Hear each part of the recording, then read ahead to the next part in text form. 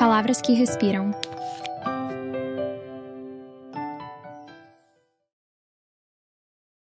O incolor. Tsukuru Tazaki. Capítulo 16.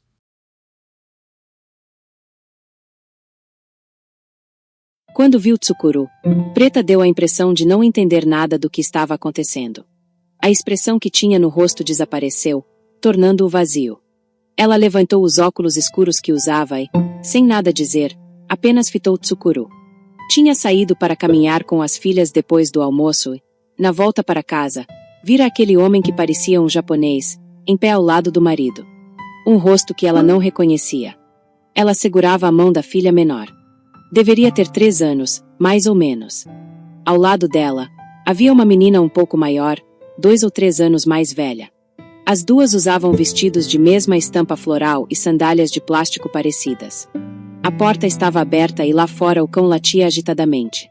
Edivar espiou da porta e deu uma bronca rápida nele. Logo o cão parou de latir e se deitou no chão da varanda. Assim como a mãe, as filhas continuaram caladas e observavam o rosto de Tsukuru. A aparência geral de Preta não estava muito diferente de 16 anos antes, quando a viu pela última vez. Só que o semblante rechonchudo de menina já havia desaparecido, sendo substituído por um contorno franco e eloquente. Desde adolescente ela tinha caráter forte, e agora os olhos sinceros e límpidos lhe conferiam uma certa introspecção. Certamente os olhos dela tinham visto muitas coisas inesquecíveis desde então. Os lábios estavam firmemente comprimidos e as bochechas e a testa tinham um bronzeado saudável. Cabelos bem negros e fartos caíam lisos até os ombros, e a franja estava presa com um grampo para não cair na testa. Os seios pareciam ter ficado maiores. Usava um vestido de algodão azul, sem estampas, e um chale creme por cima. Calçava tênis brancos. Preta olhou para o marido como se pedisse uma explicação. Mas Edivar não disse nada.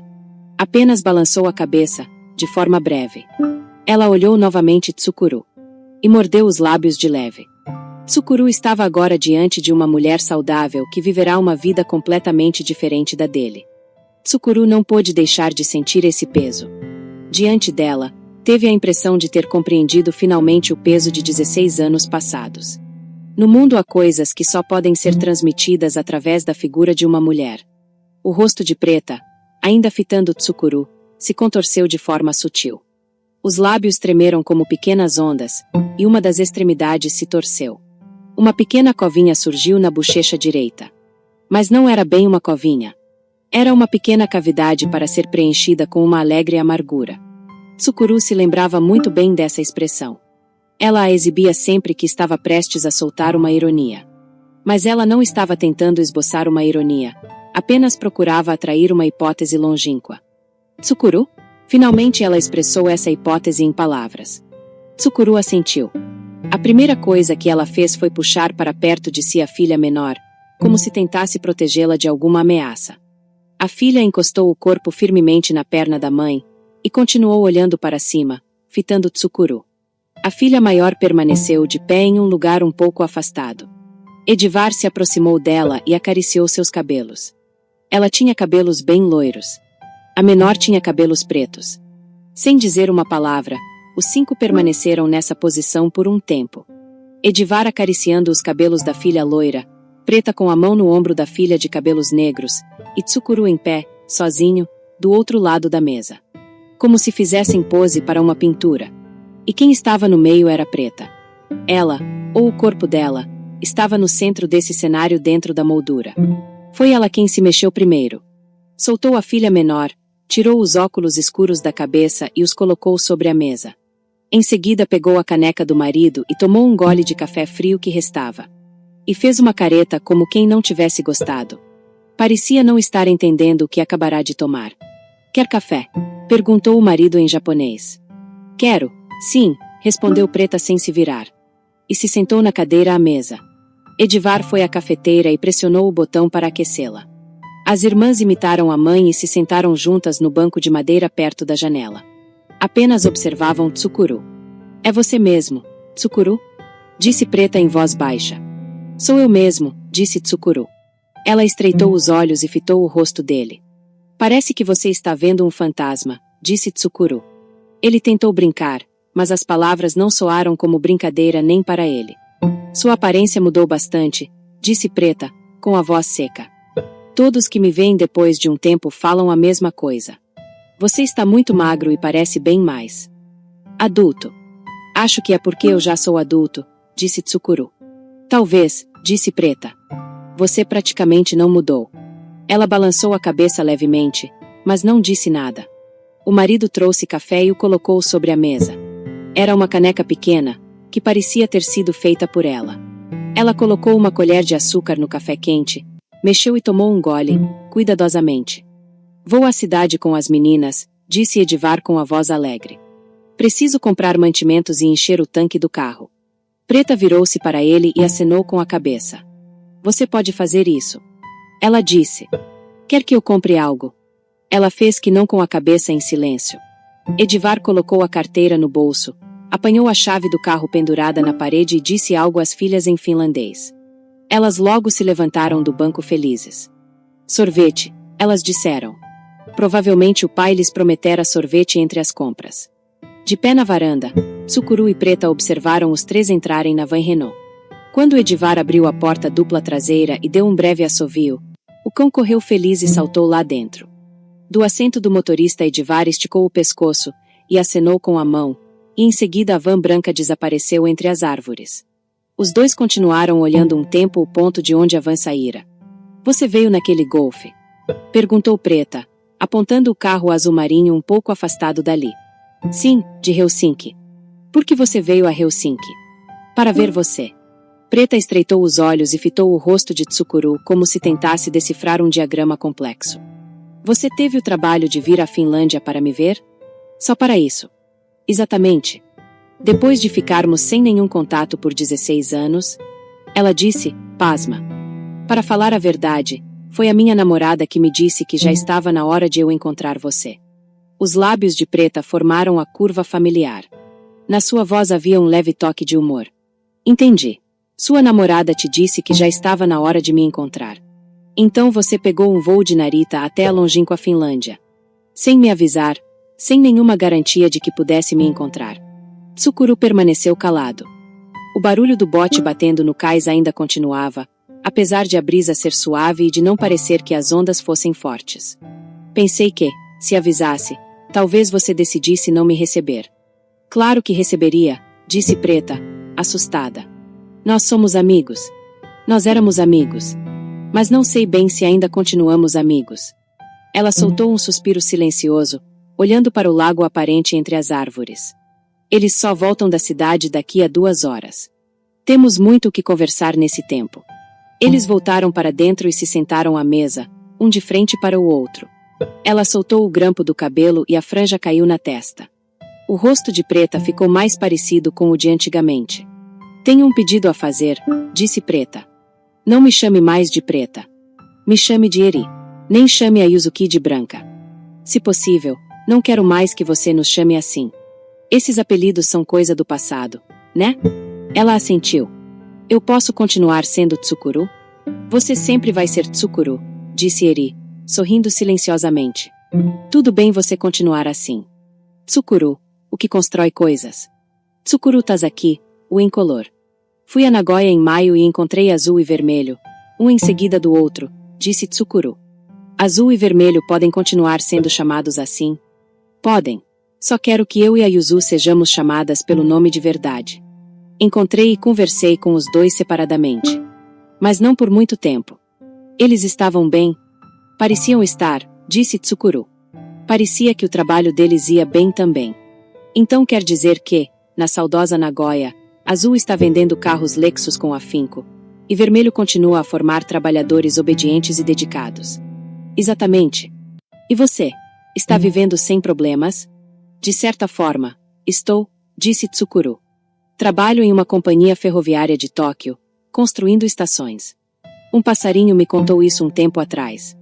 Que Tsukuru Tazaki estava se dedicando à construção de estações ferroviárias em Tóquio, disse Eri. E que tem uma namorada inteligente. Por enquanto. Então ainda é solteiro? Sou. Você está sempre vivendo no seu ritmo. Tsukuru permaneceu calado. Em Nagoya, você conversou sobre o que com os dois? Perguntou Eri. Falamos sobre o que aconteceu conosco, disse Tsukuru. Sobre o que aconteceu 16 anos atrás, sobre o que aconteceu nesses 16 anos. Por acaso você se encontrou e conversou com os dois porque sua namorada disse que era melhor você fazer isso? Tsukuru assentiu. Ela diz que eu preciso resolver muitas coisas. Que eu tenho de rever o passado, senão, não vou conseguir me livrar dele. Ela sente que você tem algum problema. Ela sente isso. E acha que esse algo pode prejudicar o relacionamento de vocês dois. Provavelmente, disse Tsukuru. Eri envolveu a caneca com as mãos e verificou seu calor. Em seguida, tomou mais um gole de café. Quantos anos ela tem? Ela é 2 anos mais velha que eu. Eri acenou com a cabeça. Entendi. Você deve se dar melhor com mulheres mais velhas. Talvez, disse Tsukuru. Os dois permaneceram calados por um tempo. Todos nós vivemos carregando muitas coisas, disse Eri finalmente. Uma coisa está sempre ligada a muitas outras. Quando tentamos resolver uma delas, inevitavelmente as outras também acabam sendo envolvidas. Talvez não seja tão fácil se livrar delas. Tanto para você quanto para mim. Talvez não seja fácil nos livrarmos delas, de fato. Mas, mesmo assim, acho que não é bom deixar os problemas pendentes, disse Tsukuru. Podemos encobrir a memória, mas não podemos esconder a história. Foi o que a minha namorada disse. Eri se levantou, foi à janela e a abriu, empurrando-a para cima. Em seguida voltou à mesa. O vento balançou a cortina, e ouviu-se o barulho irregular do bote batendo. Ela afastou a franja da testa com os dedos, colocou as mãos sobre a mesa e fitou o rosto de Tsukuru. Disse: talvez alguma tampa já esteja tão bem fechada que não possamos mais abri-la. Ela não precisa ser aberta à força. Não estou pedindo isso. Mas, pelo menos, quero verificar com meus próprios olhos como é a tampa. Eri continuou olhando as próprias mãos sobre a mesa. Elas eram bem maiores e mais carnudas do que ele se lembrava. Os dedos eram longos, e as unhas, curtas. Ele imaginou os dedos dela fazendo cerâmica na roda de oleiro. Você disse que minha aparência mudou bastante, falou Tsukuru. Eu também acho que mudei. 16 anos atrás, quando fui expulso do grupo, durante um tempo, por 5 meses para ser exato, vivi pensando só em morrer. Pensei só nisso, seriamente, de verdade. Não conseguia pensar em quase mais nada. Não quero exagerar, mas acho que cheguei perto do ponto crítico. Fui até a borda do abismo, dei uma espiada nele e não consegui mais desviar os olhos. Mas a muito custo consegui retornar ao mundo original. Podia ter morrido de verdade naquele momento. Pensando agora, acho que minha cabeça não estava bem. Neurose, depressão, não sei como os médicos chamam isso. Mas naquela época minha cabeça não estava normal. Isso é certo. Apesar disso, eu não estava confuso. Minha mente estava lúcida. Estava bem silenciosa, não tinha um ruído sequer. Mesmo lembrando agora, foi um estado muito curioso. Observando as mãos quietas de Eri, Tsukuru continuou. Depois desses 5 meses, meu rosto ficou muito diferente de antes. Meu corpo também mudou, a ponto de eu não poder mais usar praticamente nenhuma roupa de antes. Me vendo no espelho, parecia que estava dentro de um recipiente que não era eu. Não sei, pode ser que eu fosse passar de qualquer modo por uma fase assim da vida.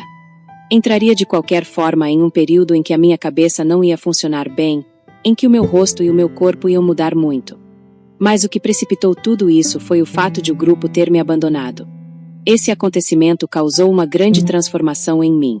Eri ouvia o que ele dizia em silêncio. Tsukuru continuou. Como posso dizer, senti como se tivesse sido jogado sozinho ao mar à noite, de repente, do convés de um navio em movimento. Depois de dizer isso, ele percebeu que era a expressão usada por Vermelho outro dia. Fez uma pausa e continuou. Não sei bem se alguém me empurrou, ou se caí sozinho. De qualquer forma, o navio continua seguindo viagem, e, de dentro da água gelada e escura, eu observo a luz do convés se afastar cada vez mais. Nem a tripulação, nem os passageiros, nem ninguém do navio sabe que eu caí no mar. Não tem nada em que me segurar à volta. Até hoje carrego o medo dessa hora. O temor de ter a própria existência negada abruptamente, de ser jogado sozinho ao mar à noite, sem fazer ideia do motivo. Talvez por isso eu não consiga ter um relacionamento profundo com as pessoas. passei a manter sempre certa distância dos outros. Ele correu as mãos sobre a mesa, indicando uma largura de cerca de 30 centímetros. Claro que talvez esse seja o meu temperamento de nascença, de manter intuitivamente um espaço para amortecimento contra outras pessoas. Talvez eu já tivesse tendência para isso. Mas na época do ensino médio, quando estava com vocês, eu não pensava nessa distância. Pelo menos até onde me lembro. Parece que estou falando de algo que aconteceu em um passado muito distante. Eri ergueu as mãos e esfregou o rosto devagar, como se o lavasse. Você quer saber o que aconteceu 16 anos atrás? Toda a verdade. Quero saber, disse Tsukuru. Mas, antes, quero deixar claro que eu não fiz nada de errado com a Branca, ou melhor, com a Yuzu. É claro que sei disso, ela disse. E parou de esfregar o rosto. Você não ia estuprar a Yuzu. É óbvio. Mas no começo você acreditou no que ela disse. Assim como o azul e o vermelho. Eri balançou a cabeça. Não, desde o começo eu não acreditei nisso. Não sei o que o azul e o vermelho pensaram. Mas eu não acreditei. É óbvio, não é? Você nunca seria capaz de fazer isso. Então, por quê? Por que não me levantei para defendê-lo? Porque acreditei nas palavras da Yuzu e expulsei você do grupo. É isso. Tsukuru fez que sim com a cabeça. Porque eu tinha que proteger a Yuzu, disse Eri. E, para isso, eu realmente tinha que cortar você. Na prática, era impossível defender você e proteger a Yuzu ao mesmo tempo. A única opção que eu tinha era aceitar 100% um dos dois, e cortar 100% o outro. O problema psicológico dela era grave a esse ponto. É isso? É, o problema psicológico dela era grave a esse ponto. Falando claramente, o estado dela era crítico. Alguém tinha que protegê-la integralmente, e esse alguém tinha que ser eu. Você poderia ter me explicado isso. Ela balançou a cabeça devagar algumas vezes. Para ser franca, não tínhamos condições de fazer isso naquela época.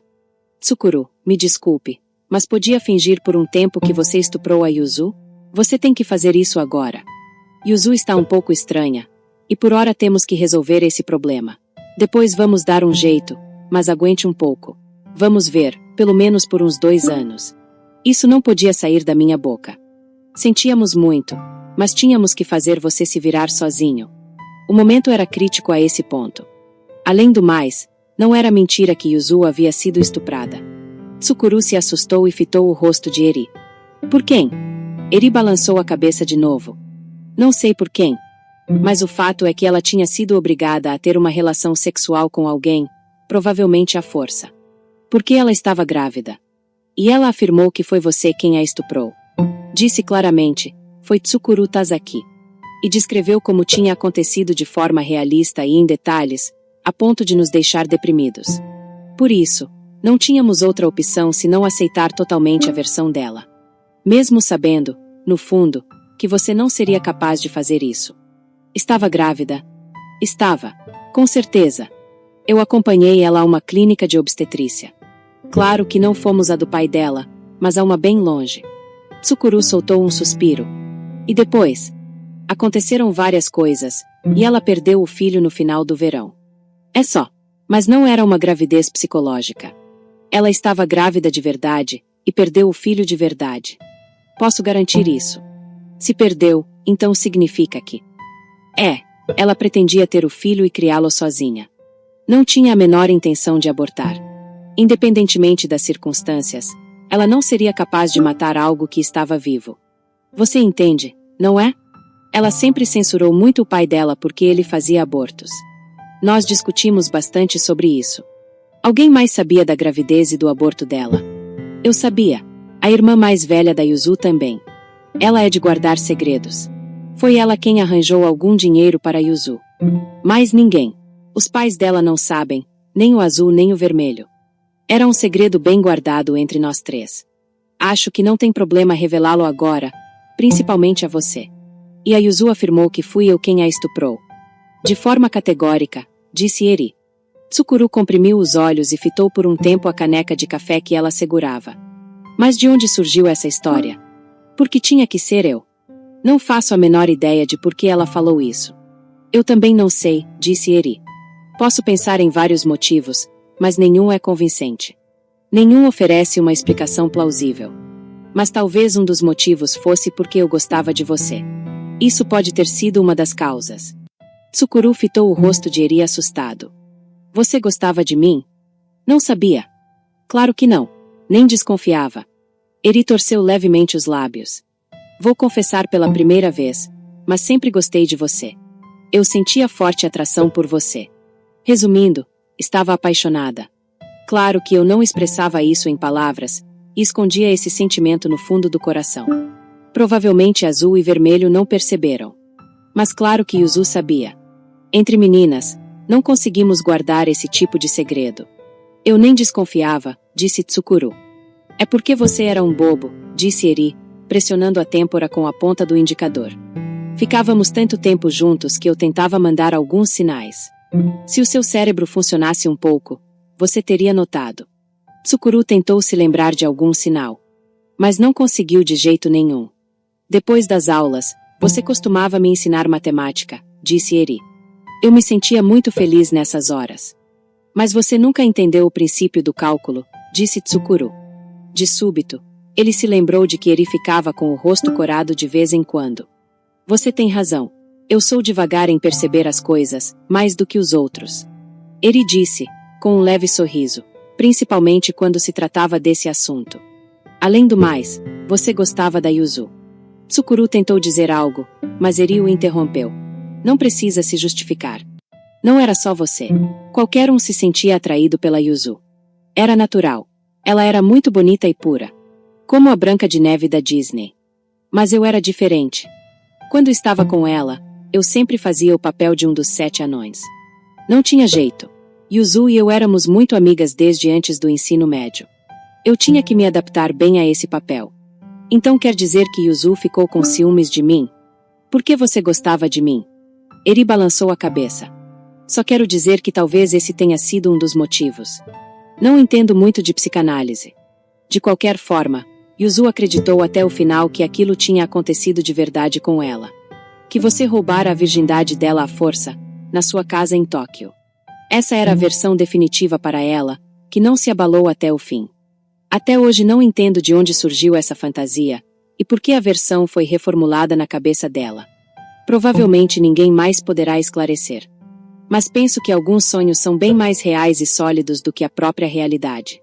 Ela acabou tendo um sonho desses. Talvez seja isso. O que foi uma infelicidade para você. Será que ela se sentia atraída por mim? Não, respondeu Eri, seca. Yuzu nunca se interessou por nenhum homem nesse sentido. Tsukuru franziu a testa. Quer dizer que ela era lésbica. Eri balançou a cabeça de novo. Não, não era isso também. Ela não tinha nenhuma inclinação para isso. Sem dúvida, ela sempre teve uma forte repulsa por assuntos relacionados a sexo, desde nova, chegava até a ter medo.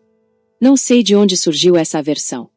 Nós conversávamos de praticamente qualquer assunto de modo bastante franco, mas quase não falávamos de sexo. Eu era de falar abertamente sobre isso, mas Yuzu sempre mudava de assunto. Depois do aborto, o que aconteceu com Yuzu? Quis saber Tsukuru. Primeiro ela trancou a matrícula da faculdade. Não estava em condições de sair de casa. Ela alegou motivos de saúde. Passou a ficar trancafiada em casa, sem dar um passo para fora. Depois ficou anoréxica. Vomitava praticamente tudo o que comia, e o que restava no estômago ela tirava com enemas. Se continuasse daquele jeito, sem dúvida teria morrido antes. Mas a fizemos ter sessões com um terapeuta especializado, até que ela se livrou da anorexia. Acho que levou cerca de meio ano. Por um tempo o estado dela foi grave, e chegou a pesar menos de 40 quilos. Nessa época ela parecia um fantasma. Mas ela se esforçou bastante e conseguiu se recuperar. Eu também fiz tudo o que podia, visitava-a quase todos os dias para conversar com ela e encorajá-la. Assim, ela conseguiu se recuperar até poder voltar à faculdade, depois de um ano. Por que ela ficou anoréxica? É muito simples. Porque ela queria parar de menstruar, disse Eri. Se ela perdesse peso até o extremo, não teria mais menstruação. Ela queria isso. Não queria mais engravidar, provavelmente queria deixar de ser mulher. Se possível, queria tirar o útero. Então era mesmo bem grave, disse Tsukuru. Era muito grave. Por isso, não tive outra opção senão cortar você do grupo. Sabia que seria muito difícil para você, e sabia muito bem que o que eu estava fazendo era cruel. Para mim também, foi muito duro não poder mais ver você. Não é mentira, senti meu coração dilacerado. Como já disse, era apaixonada por você. Eri fez uma pausa e fitou as mãos sobre a mesa, como se organizasse os próprios sentimentos. E continuou. Mas antes de tudo eu tinha que fazer a Yuzu se recuperar. Nesse momento, era a minha prioridade máxima. Ela estava com um problema grave que colocava em risco a própria vida, e precisava da minha ajuda. Não tinha outra opção senão deixar você nadar até o fim, sozinho, no mar gelado à noite. E achei que você seria capaz de fazer isso, que você tinha forças para isso. Os dois ficaram um tempo em silêncio. Pela janela as folhas das árvores balançaram ao vento produzindo um barulho que lembrava o das ondas.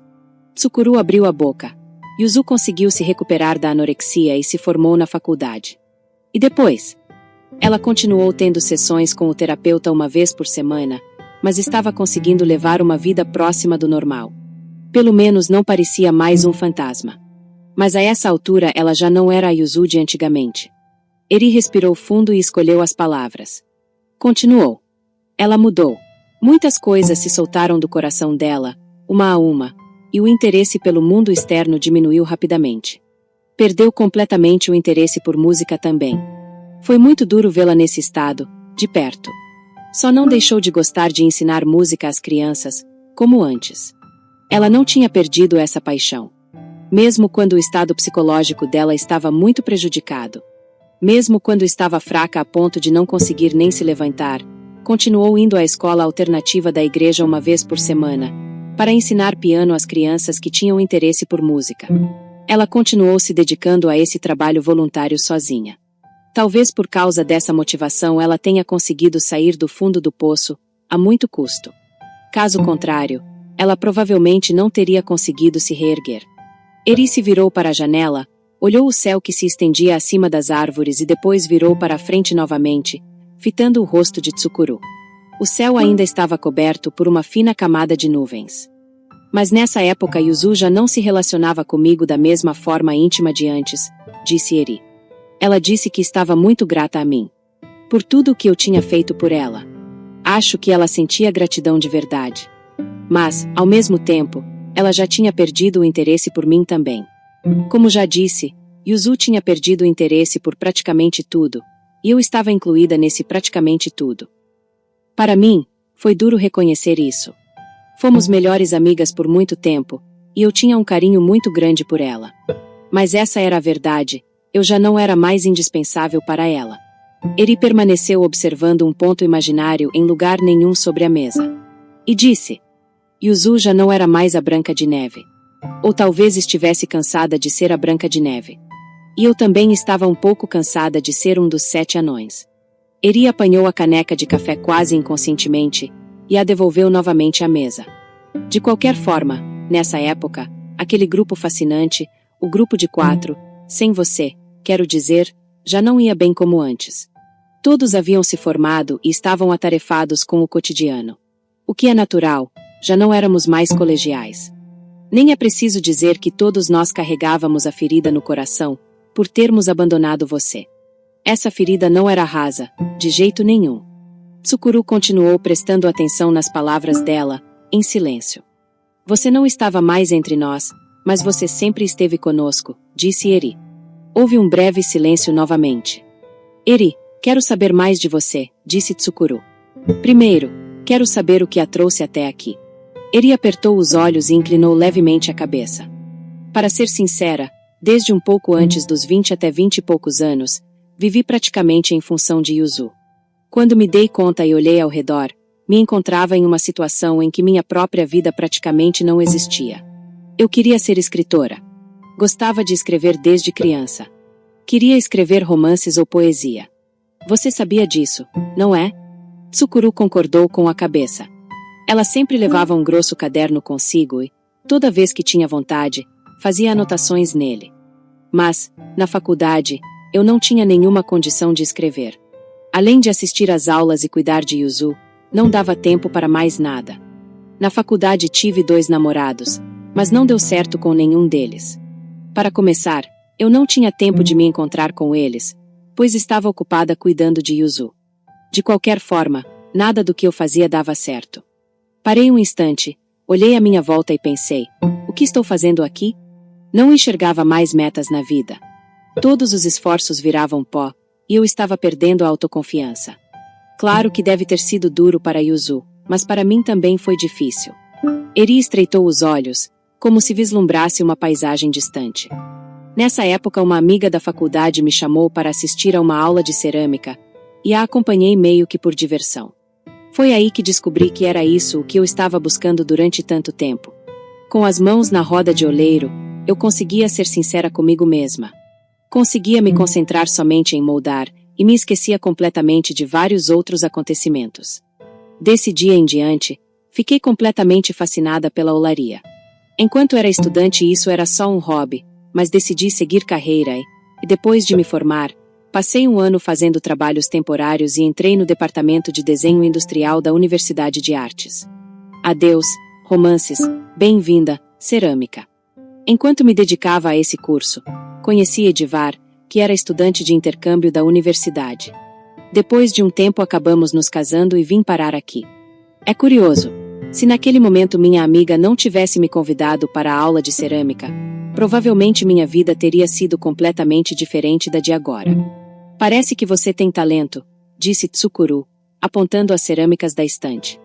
Não tenho muito conhecimento sobre cerâmica, mas, ao olhar suas peças, ao tocar nelas, sinto algo incrível.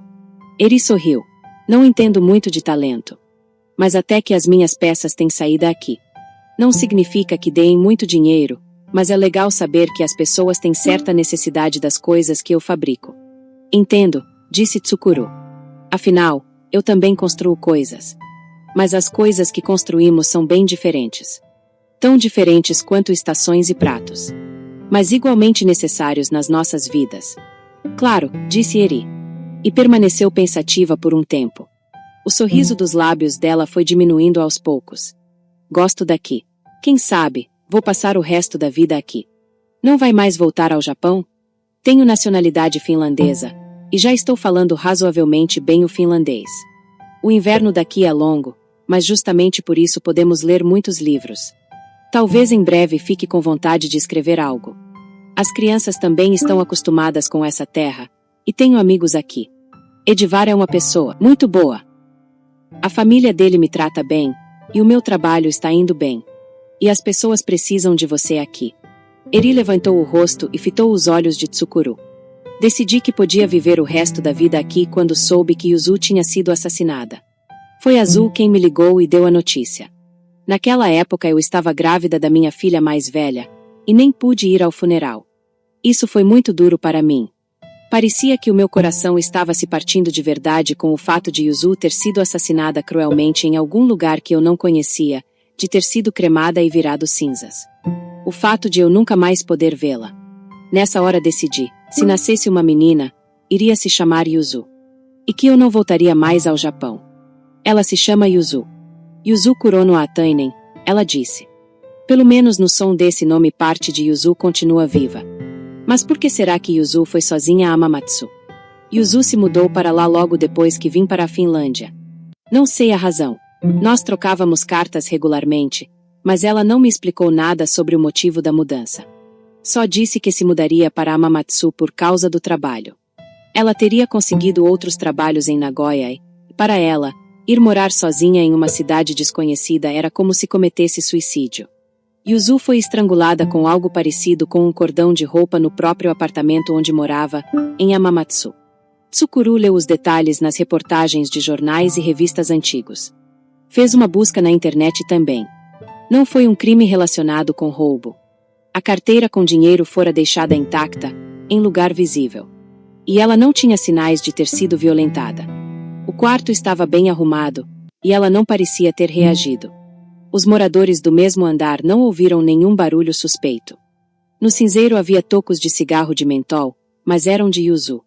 Foi assassinada supostamente entre 10 e meia-noite, e, apesar de ser maio, nesse dia caíra uma chuva fria desde a tarde até a madrugada. Ela foi encontrada morta 3 dias depois, à tarde. Durante 3 dias continuou na mesma posição, caída no piso de vinil da cozinha. Não se descobriu o motivo do assassinato. Alguém invadiu o apartamento dela à noite, estrangulou-a sem fazer barulho e deixou o local sem roubar nem tocar em nada. A porta tinha uma trava automática. Não se soube se ela tinha aberto a porta por dentro ou se o assassino tinha uma cópia da chave. Ela morava sozinha. Segundo os colegas de trabalho e vizinhos, ela não tinha amigos próximos. A irmã mais velha e a mãe vinham de Nagoya para visitá-la de vez em quando, mas fora isso estava sempre sozinha.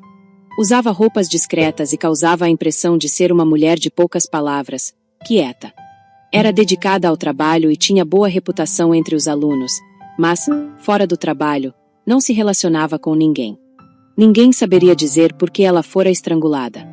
Sem suspeitos, a investigação da polícia foi definhando até ser interrompida. As notícias relacionadas ao crime também foram diminuindo, até que desapareceram. Foi um caso triste e doloroso. Como uma chuva fria que cai incessantemente até a madrugada. Ela estava possuída por um mau espírito, disse Eri em voz baixa, como se revelasse um segredo. Esse espírito ficava atrás da Yuzu, mantendo uma distância cuidadosa, pressionando-a aos poucos, soprando ar gelado na nuca dela. Muitas coisas não têm explicação, a não ser que pensemos que tem. Tanto no caso do estupro quanto no da anorexia, ou no de Amamatsu. Eu preferia não tocar nesse assunto. Se o expressasse em palavras, sentia que aquilo passaria a existir de verdade. Por isso, até agora guardei isso só no meu coração. Pretendia não falar a ninguém, até morrer. Mas vou tomar coragem e falar. Talvez nunca mais nos vejamos de novo. Acho que você precisa estar ciente disso. Era um mau espírito. Ou algo parecido com um mau espírito. E Yuzu não conseguiu se livrar dele até o final. Eri deu um suspiro profundo e fitou as mãos sobre a mesa. Dava para ver que elas tremiam muito. Tsukuru desviou os olhos das mãos dela, virou-se para a janela e olhou a paisagem através da cortina que balançava. O silêncio que caiu na sala era sufocante, preenchido de uma profunda tristeza. O pensamento silencioso que havia ali era pesado e solitário, como as geleiras ancestrais que escavaram a superfície terrestre e formaram o lago profundo. Você se lembra de anos de peregrinação, de Liszt? Tinha uma música que Yuzu costumava tocar, Tsukuru perguntou, para quebrar o silêncio. Lê Mal do Paz. Claro que me lembro, disse Eri. Até hoje eu a ouço de vez em quando. Quer ouvir? Tsukuru assentiu. Eri se levantou, foi até o aparelho de som pequeno da estante, escolheu um entre os vários CDs empilhados e o colocou na bandeja do leitor de disco. Do alto-falante começou a vir a melodia simples da abertura de Lê Mal do Paz, tocada suavemente com uma mão. Ela voltou a se sentar de frente para ele na mesa e ouviram a música com silêncio concentrado. A música, ouvida na beira do lago, na Finlândia, tinha um encanto um tanto diferente da que ele ouvia no apartamento de Tóquio. Mas, onde quer que a escutasse, mesmo com a diferença entre um CD e um disco de vinil antigo, era uma música igualmente bela. Tsukuru se lembrou de quando Yuzu a tocava no piano da sala de casa. Ela se curvava sobre o teclado, de olhos fechados, com a boca levemente aberta, e procurava palavras que não emitiam som. Nessa hora ela se afastava do próprio corpo. Ia a algum outro lugar. A peça acabou e, depois de um breve intervalo, veio a próxima. Les Cloches de Geneve. Eri abaixou o volume com o controle remoto. Ela me deu uma impressão um pouco diferente da interpretação que ouço sempre em casa, disse Tsukuru. Quem é o pianista? Lazar Berman. Eri balançou a cabeça. Não conheço a interpretação dele. Talvez a dele seja um pouco mais elegante. Essa que ouvimos foi muito boa, mas tem um estilo que a faz parecer mais uma sonata para piano de Beethoven do que uma música de Liszt. Eri sorriu. É Alfred Brendel, então talvez não seja tão elegante. Mas eu gosto da interpretação dele. Talvez seja porque eu só ouça essa, e os meus ouvidos já estão acostumados. Yuzu interpretava essa música de uma forma bonita. Com emoção. Ela tocava muito bem músicas com essa duração. Quando a música era muito longa, ela acabava perdendo o fôlego no meio. Mas cada um tem seu ponto forte. Eu sempre sinto que parte de Yuzu ainda vive nessa música. É muito vibrante, muito luminosa. Enquanto Yuzu dava aulas de piano às crianças na escola alternativa, Tsukuru e Azul geralmente jogavam bola com os meninos no campinho próximo.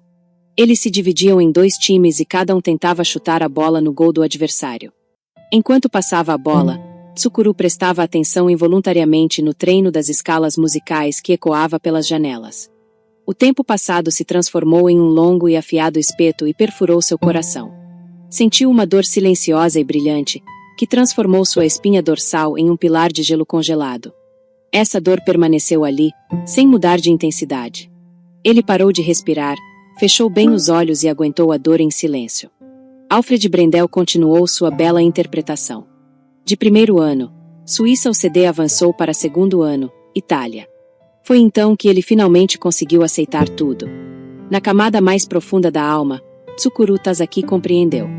O coração das pessoas não está unido apenas pela harmonia. Pelo contrário, ele está unido profundamente pelas feridas. Está ligado pela dor, pela fragilidade. Não há silêncio sem grito desesperado, não há perdão sem derramamento de sangue, não há aceitação sem travessia por uma perda dolorosa. É isso o que há no fundo da harmonia verdadeira. Tsukuru, ela continua vivendo em vários lugares, de verdade, disse Eri do outro lado da mesa, como se espremesse a voz rouca. Sinto isso. No som de todas as coisas, na luz, nas formas à nossa volta, e em todas as. Assim dizendo, Eri cobriu o rosto com as mãos. Não falou mais. Tsukuru não sabia se ela estava chorando. Se chorava, era em silêncio. Enquanto Azul e Tsukuru jogavam bola, Eri e Vermelho faziam de tudo o que estava ao alcance deles para chamar a atenção das crianças que tentavam atrapalhar as aulas de piano de Yuzu. Liam livros, organizavam jogos, cantavam no pátio. Mas muitas vezes essas tentativas fracassavam. As crianças tentavam atrapalhar a aula de música a todo instante. Afinal, era bem mais divertido do que qualquer outra coisa. Era engraçado ver de perto os dois tentando desesperadamente distrair as crianças. Tsukuru se levantou quase que inconscientemente, foi para o outro lado da mesa e colocou a mão no ombro de Eri, em silêncio. Ela ainda cobria o rosto firmemente com as mãos. Ao tocá-la, percebeu que o corpo dela tremia de leve. Era um tremor imperceptível aos olhos. Tsukuru, a voz de Eri vazou entre os dedos. Tenho um pedido a fazer. Qual é? Disse Tsukuru. Poderia me abraçar? Tsukuru fez Eri se levantar da cadeira e a envolveu. Seu par de seios fartos se colou ao peito dele como se fosse testemunho de algo. Nas costas, sentiu a palma quente das mãos dela. A bochecha molhada e macia tocou o pescoço dele. Acho que nunca mais vou poder voltar ao Japão, Eri sussurrou baixinho. A respiração quente e úmida dela tocou seu ouvido. Em tudo o que eu vir, irei me lembrar da Yuzu. E do nosso. Sem nada dizer, Tsukuru abraçou fortemente o corpo de Eri. Provavelmente a cena dos dois abraçados em pé pode ser vista da janela aberta. Talvez alguém passe lá fora. Talvez Edivar e as crianças voltem agora mesmo. Mas isso não tem importância. Não tem problema alguém pensar algo. Ele e Eri precisam se abraçar aqui e agora, até se satisfazerem. Precisam juntar as peles e se livrar da longa sombra do espírito mau. Provavelmente ele veio até aqui para isso. Por muito tempo. Quanto tempo? Os dois continuaram abraçados. A cortina branca da janela continuou balançando de modo irregular pela brisa que soprava sobre o lago. Ela continuou molhando o próprio rosto. Alfred Brendel continuou tocando o segundo ano, Itália. Soneto 47 de Petrarca e Soneto 104 de Petrarca. Tsukuru havia memorizado essas músicas até nos mínimos detalhes. A ponto de conseguir cantarolar. Pela primeira vez ele se deu conta de quão profundamente voltará seu coração e seus ouvidos àquelas melodias. Os dois não se falaram mais. As palavras não possuíam força nessa hora. Como dançarinos que interromperam os movimentos, eles apenas se abraçaram silenciosamente, entregando-se ao fluxo do tempo. Era um tempo no qual se misturavam o passado e o presente, provavelmente um pouco do futuro. Os corpos dos dois estavam colados firmemente, e a respiração quente dela tocava o pescoço dele em intervalos regulares. Tsukuru fechou os olhos, entregou-se ao som da música e prestou atenção no bater do coração de Eri. Ele se sobrepunha ao bater do pequeno bote amarrado no cais.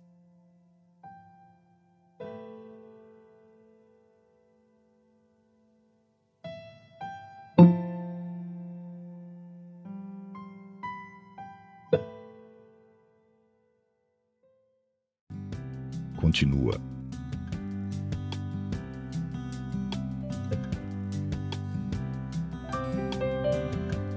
palavras que respiram.